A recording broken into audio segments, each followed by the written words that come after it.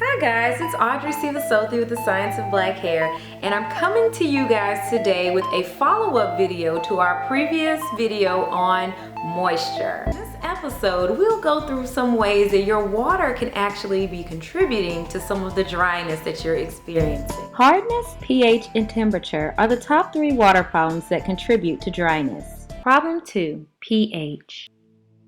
The pH scale ranges from 0 to 14, with 7 in the middle.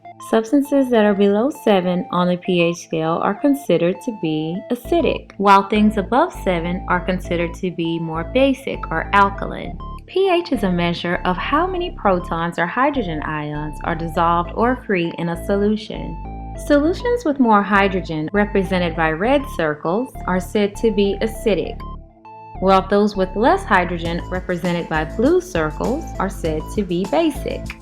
Some substances are equally acidic and equally basic. Those substances are neutral.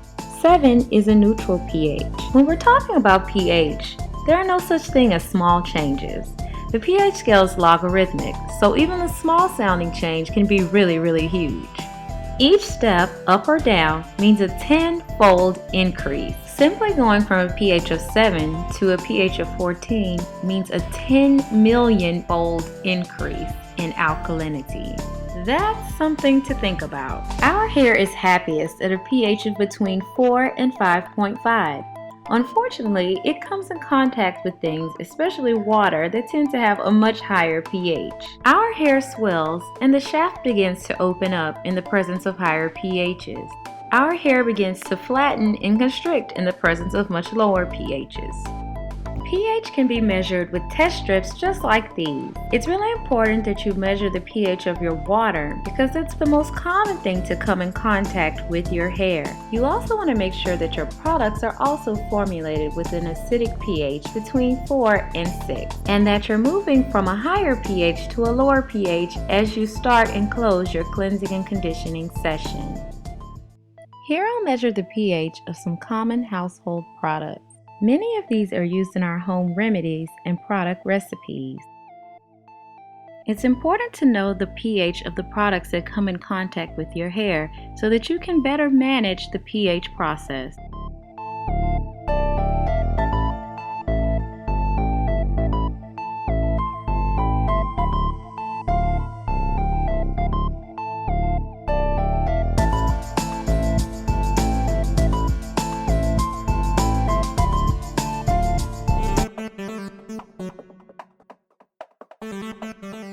Here we have two products, Love Naturals Don't Be So Clingy and Tresemme Naturals, a volume conditioner. I tested the pH of both products, and although they are both in the 4 to 6 acidic range, there's still a difference. The Tresemme is formulated at a slightly higher pH than the Don't Be So Clingy. It's best to work in order of pH prominence when selecting your product. If you follow basic product order, a pre-shampoo treatment should always go before a regular conditioning treatment. But since the pHs are different, the Love Naturals has a lower pH, you wouldn't want to follow it with a product with a higher pH like this Tresemme, even though it's a conditioner that would normally go last.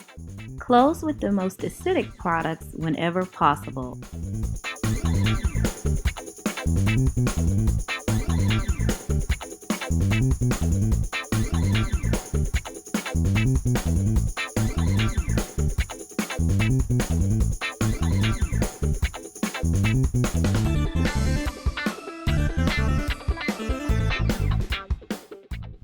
Here's a general pH rule of thumb.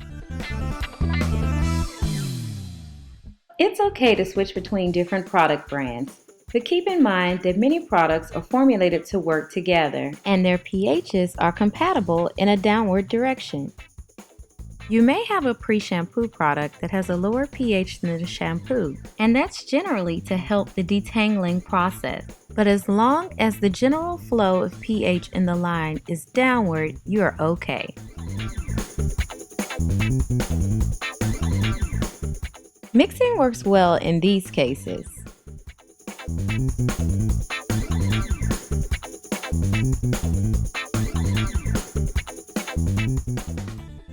and not so well in this one. We are ending up on a higher pH with the moisturizer.